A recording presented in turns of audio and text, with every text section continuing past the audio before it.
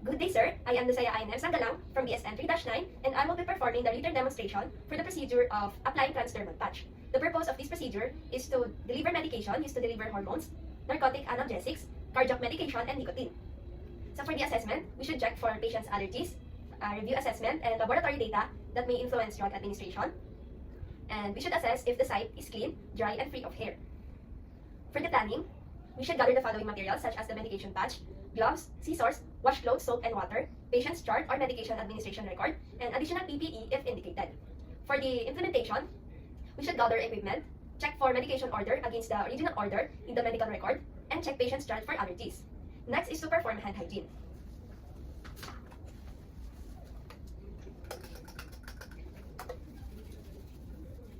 Prepare medications for one patient at a time, check their expiration, and perform calculations if necessary. Next is to identify the correct patient. Good morning po, ma'am. I am Ayn Sanggalang from Islam University, Philippines. Ako po yung magiging student nurse niyo po ngayon. Pwede ko po bang malaman kung ano po yung pangalan niyo at saka po yung birthday niyo? Lucena Manabat. Ang birthday ko ay May 30, 1955. Okay po, thank you po, ma'am. Next is complete necessary assessments before administering the medication. Check for patient's allergies and explain the purpose and action of its medication to the patient. Ma'am, bibigyan ko po kayo ng NTG patch. Isa po itong gamot para po ma-prevent yung episodes po ng chest pain ninyo at para po ma-relax yung blood vessels nyo o yung daluyan nyo po ng dugo. And next is to put on gloves.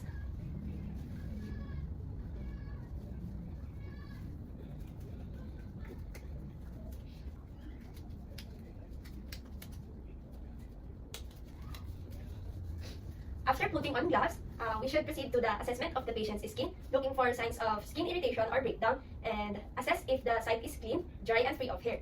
Remember, in applying MTG patch, we should rotate application sites. So, assuming that I already assessed the patient's skin, there are no signs of skin irritation and breakdown, and the site is clean, dry, and free of hair. If there is any old transdermal patch on the patient's skin, remove it and fold it in half with the adhesive sides sticking together and discard it properly according to the facility's policy. And after removing it, gently wash the area where the medication was with soap and water. So assuming that I already did it. And next is to remove the medication from its protective covering, write my initial with date and time of administration on the side level of the medication.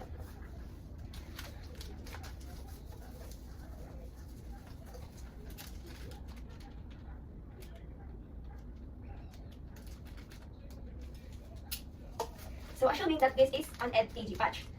Next, I will remove the medication from its protective covering.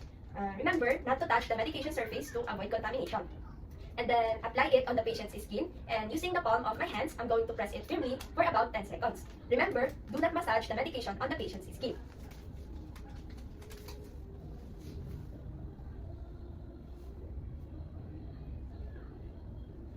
So assuming that I already applied the medication to the patient, the next thing I'm going to do is to remove PPE or remove gloves and additional PPE if used, and perform hand hygiene.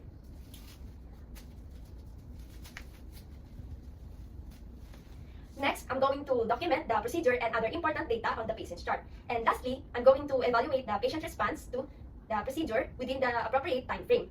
And that concludes my written demonstration on applying transdermal patch.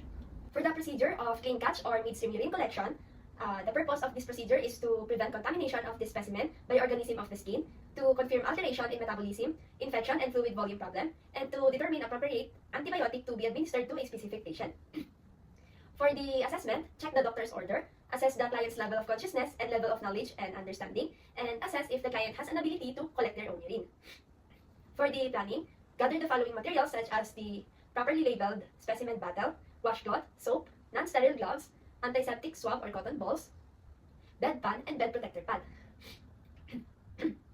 For the client who has an ability to collect their own urine, give the specimen bottle to the client for urine collection, along with the soap, washcloth, and antiseptic cotton balls. Ma'am, ito po yung mga gagamitin ninyo para po sa urine collection ninyo. Bago po kayo maglagay ng ihe sa specimen bottle, linisin niyo po muna yung urine ninyo gamit ang disinfectant. Kapag po nag-collect kayo ng ihi ninyo sa specimen bottle, iwasan po ninyo na mahawakan yung bibig ng specimen bottle or yung takip para po maiwasan yung contamination ng specimen. Kapag po naman nagko-collect kayo ng urine ninyo, ilagay niyo po yung specimen bottle sa gitna sa may-ari ninyo kapag umiihi kayo, and maglagay po kayo ng ihe at least kalahati po ng specimen bottle. Kapag tapos naman na po kayo mag-collect ng urine, takpan niyo po yung specimen bottle and maghugas po kayo ng kamay. Okay po ba yan? urine specimen is collected, send it immediately to the laboratory to along with the properly filled up laboratory request. So for the client who doesn't have an ability to collect their own urine, the nurse will do the following. The first is to identify the client and explain the procedure. So I'm going to start over. Ma'am, pwede ko po bang malaman kung ano po yung pangalan ninyo at saka po yung birthday nyo? Lucena Manabat. Ang birthday ko, May 30, 1955. Okay po. Ma'am, magkukulit po tayo ng ihi ninyo na ipapadala po natin sa laboratory para po ma-determine natin ano po yung antibiotic na nararapat po para sa inyo. Okay po ba yun? Okay. Thank you po, ma'am. And then, next is to provide for the client's privacy. Now, to do this, I'm going to close the door of the client's room or close the bedside curtains. So, assuming that I already did it. Next, I'm going to set the bed to a comfortable working height and lower the side rails where I will work. And next, I'm going to wash my hands and arrange the materials needed.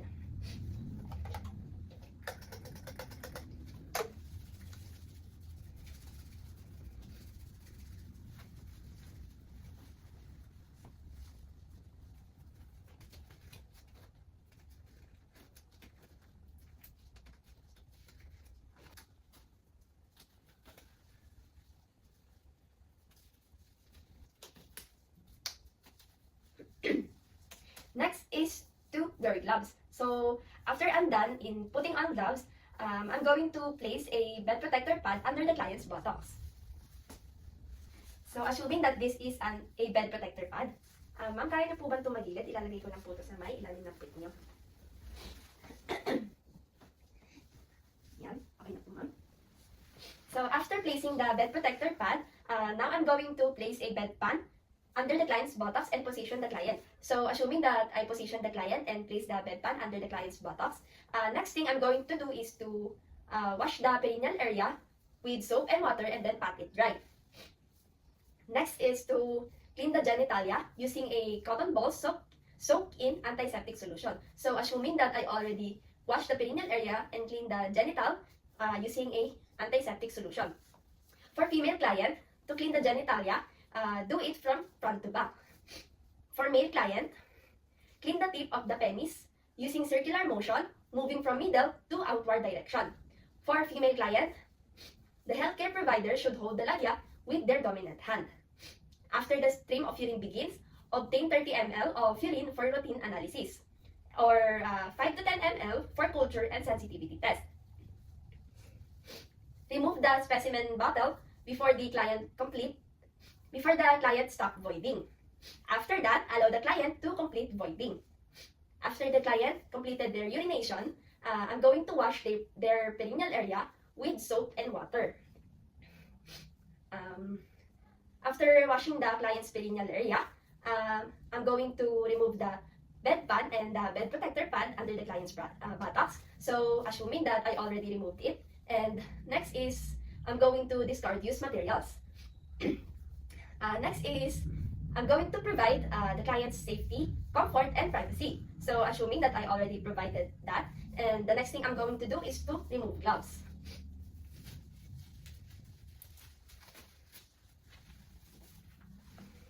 After that, send the collected urine specimen to the laboratory along with the properly filled up laboratory form.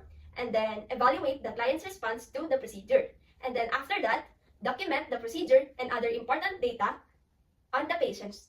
Document the procedure and other important data on the client's chart. And that concludes my written demonstration for the procedure of clean catch or midstream urine collection. Now for the written demonstration for the procedure of 24-hour urine collection. The purpose of this procedure is to provide means to detect concentration of dilution of urine, to check kidney function, and to measure any product present in the urine. For the assessment, check the doctor's order, assess the client's level of consciousness and level of knowledge and understanding, and then assess if the refrigerator is functioning well. For the planning, we should gather the following materials, such as the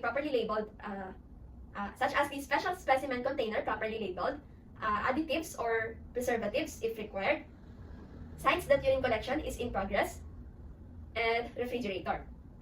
For the implementation, first we must assemble the needed materials. So assuming that I already assembled all the needed materials.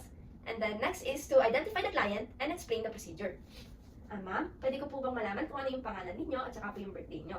Lucena Manabat. Birthday ko, May 30, 1955.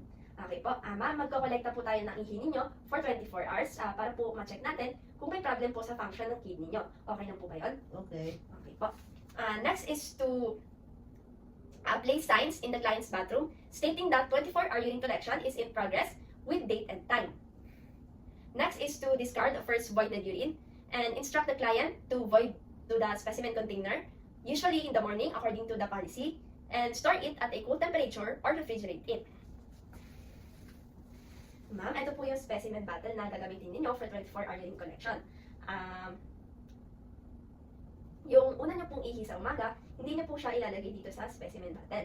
At pagtapos nyo naman po mag-collect ng urine ninyo, ilagay nyo po siya sa isang lugar na may cool temperature or ilagay nyo po siya sa ref. Label each specimen thereafter until the same time the following day. After the last voided specimen is placed in the container, cover it and send the entire specimen to the laboratory promptly following the agency protocol. Always wash hands and wear gloves before and after the collection of specimen. After that, remove signs of the client's bathroom and inform the client that the procedure is completed.